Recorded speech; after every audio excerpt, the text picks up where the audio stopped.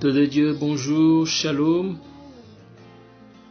Très ravi de vous retrouver cet après-midi sur ce programme. Partage avec moi ton expérience. Un programme que je vais présenter assez régulièrement. Un moment unique et formidable que nous allons traverser pendant ce programme, où nous allons donner l'espace aux hommes des dieux, chantres, prédicateurs de la bonne nouvelle, évangélistes, que sais-je encore.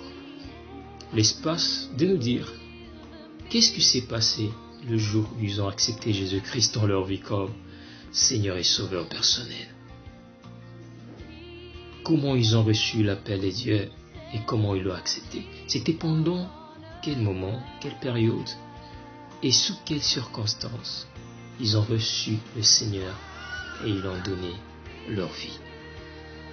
Un moment unique, un moment merveilleux où nous allons écouter ensemble les témoignages des hommes de Dieu merveilleux dont la plupart ne sont même pas présentés, et je pense qu'ensemble nous serons édifiés par la volonté de Dieu. Voilà pourquoi aujourd'hui nous avons l'honneur de vous présenter un homme des dieux formidable, le révérend Cèdre Katambaye. Un homme des dieux qui a marqué sa génération, qui continue de le marquer d'ailleurs, avec sa musique. Il n'est d'ailleurs pas présenté, on le connaît tous. Il va nous dire, il va nous témoigner comment il a reçu le Christ dans sa vie. À bientôt. Alors, bonjour bien-aimés dans le Seigneur, je le frère Cèdre, papa Cèdre. Il m'a été demandé de parler de l'histoire de ma conversion, comment j'ai reçu Christ. Alors déjà, pour dire que, je dois d'abord commencer par dire que c'est le frère Cèdre, comme je venais de le dire. Le frère Cèdre est issu d'une famille chrétienne, où mon père est pasteur. Je suis 4e sur 11. Et pour la petite histoire, j'ai grandi à l'église depuis mon enfance. Très tôt, j'ai commencé à servir Dieu à l'église parce que mon père m'avait montré cette voie-là. Donc très tôt, j'ai commencé à servir Dieu. Déjà à 12 ans, j'ai chanté à l'église. Je crois à 13, 15 ans, j'étais déjà devenu responsable à la chorale, responsable de la chorale de l'église. Et là, c'était... Non, papa était pasteur, mais puis Dieu m'a conduit par beaucoup de chemins. Et un jour, par la grâce de Dieu, lors d'un culte, je vais écouter un homme de Dieu qui prêchait et qui disait que, contrairement au diable, notre Seigneur Jésus n'est pas dictateur. La Bible dit dans Jean que le diable, lui, il vient pour voler, dérober, égorger et tout ça. Mais dans l'Apocalypse, parlant de Christ, la Bible dit qu'il se tient à la porte et il frappe à la porte de notre cœur et il frappe. Celui qui entendra sa voix et qui lui ouvrira la porte, il entrera chez lui et les deux souperont ensemble. Alors ces jours-là, cet homme de Dieu est en train de prêcher et Dieu est en train de me dire que pour entrer dans ta vie, j'ai besoin de ton autorisation. Et là où j'étais, je me disais non, il ne s'agit pas de moi quand même. Responsable de la chorale que j'étais, j'ai regardé les années passées à l'église. Comment moi on peut me dire que je ne suis pas chrétien? On ne naît pas chrétien, mais on le devient. Vraiment ces jours-là, j'avais résisté pendant les cultes, mais le Saint-Esprit, je bénis le Saint-Esprit pour cela. Pendant le culte déjà, le Saint-Esprit me mettait mal à l'aise, mais je ne m'étais pas levé pendant ces cultes pour donner ma vie à Jésus. Mais au retour, quand je suis rentré chez moi, la nuit alors que je dormais, une voix me disait, mais Cèdre, qu'est-ce que tu perds en donnant à Jésus ta vie? Tu ne perds rien. Je me suis agenouillé ce jour-là dans ma chambre. J'ai fait cette prière, j'ai dit à Christ, Seigneur, je te donne ma vie. Sois désormais mon Seigneur et mon Sauveur. Et depuis ces jours-là, ma vie a changé. Le temps me manquerait d'entrer dans les détails. Il y a un avant et un après. ce jour-là. Avant ces jours-là, j'étais quelqu'un qui ne croyait pas en lui, donc je ne croyais pas en moi-même. J'avais beaucoup de défaites. Je ne croyais pas en moi-même et le diable me mentait très souvent. Les temps me manqueraient d'entrer dans les détails. Mais depuis ces jours-là, Christ a commencé à transformer ma vie. Il a changé ma vie. Partout où il y avait des échecs, il a commencé à placer la réussite. Il m'étonnait moi-même. Moi-même, en regardant ma vie, je commençais à m'étonner. Et jusqu'aujourd'hui, quand je vois ce que Christ a fait après dans ma vie, j'ai dit merci Jésus parce que ces jours-là, tu m'as permis de t'accepter dans ma vie, de te donner mon cœur, de te donner toute ma vie. Aujourd'hui, je fais partie de la grande famille des chrétiens. Puisse Dieu vous bénir, c'est un peu ça ma petite histoire. Amen. Quel témoignage. Vous vous rendez compte, quelqu'un qui a servi Dieu toute son enfance au point de devenir responsable au sein d'un choral de l'Église, mais qui n'a jamais donné sa vie en Christ. Qui n'a jamais donné sa vie en Christ. Certaines personnes diront, mais comment est-ce possible? Ah oui. Ah oui.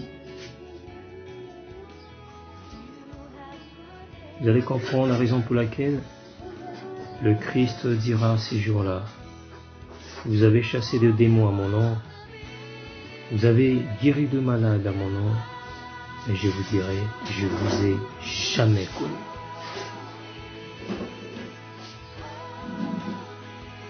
Lorsque le Saint-Esprit l'a convaincu et que Dieu lui a parlé, il a parlé à son cœur, il lui a dit, qu'est-ce que tu as à perdre? J'aime ces phrases. En fin de compte, bien-aimé, qu'est-ce que vous avez à perdre si vous décidez aujourd'hui de donner votre vie en Christ? Si vous décidez aujourd'hui, où que vous soyez, dans vos installations, dans votre maison, en cours de route, je ne sais pas, partout où vous me suivez, qu'est-ce que vous avez à perdre? Que vous arrêtez un moment, que vous disiez, Seigneur, je veux faire de mon corps, je veux faire de mon cœur ta demeure. Je veux te recevoir comme Seigneur et Sauveur. Vous continuez, vous irez certainement continuer à se cacher derrière votre réputation.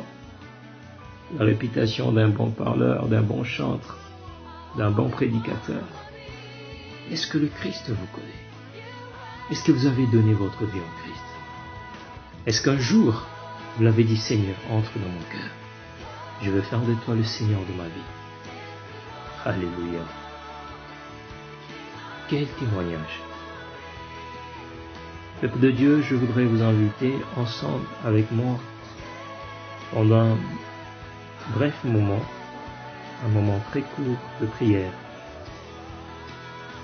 où nous allons faire cet examen des consciences ensemble. Certains se sont retrouvés dans le département, intercession, d'autres en train de parler en langue, d'autres en train de prophétiser. Mais il ne sait pas trop bien comment ils sont arrivés là. J'aime ce que dit un homme de Dieu. Lorsqu'une personne est sauvée, il est vraiment sûr de l'être. Est-ce que vous êtes sûr d'être sauvé? Alors vous allez me dire, je chante à un choral. Vous allez me dire, je suis prédicateur de la bonne nouvelle. Mais est-ce que vous avez rencontré Jésus? Cet après-midi, Dieu te donne l'opportunité de l'ouvrir ton cœur comme l'a dit Papa Sia dans le livre d'Apocalypse. Le Christ se tient à la porte et frappe. Si tu entends sa voix, il entrera et il soupera avec toi et toi avec lui. Ça sera la meilleure décision que tu puisses prendre de toute ta vie, de donner ta vie en Christ. La meilleure décision, c'est pas aller en Europe. La meilleure décision, c'est pas le mariage. La meilleure décision, c'est pas d'avoir dit oui à ton homme, à l'homme de ta vie, ou la femme de ta vie. La meilleure décision, c'est de dire oui à Dieu. De dire à Christ, je te donne mon cœur, je te donne ma vie. Est-ce que tu es prêt à le faire avec moi? Sajola, Sajola, kunane kulusu kunae aku fili batuma binyoso Yesu aye kupesa bomoi Yesu aye awanase Yesu aye kupesa bomoi Yesu aye. Tu vas réciter cette prière avec moi que tu sois. Seigneur Jésus, je t'accepte dans ma vie. Aujourd'hui, je reviens au bas de la croix. Entre dans mon cœur. Pardonne mes fautes. Désormais, je t'accepte comme mon Seigneur et Sauveur personnel. J'accepte de te suivre et te servir dans toute honnêteté et dans toute humilité. Au nom de Jésus, nous avons ainsi prié. Amen. Voilà, que Dieu bénisse. Et nos numéros seront défilés au bas de votre écran. Vous avez besoin d'une assistance quelconque, appelez-nous. Nous allons ensemble vous orienter et prier avec vous.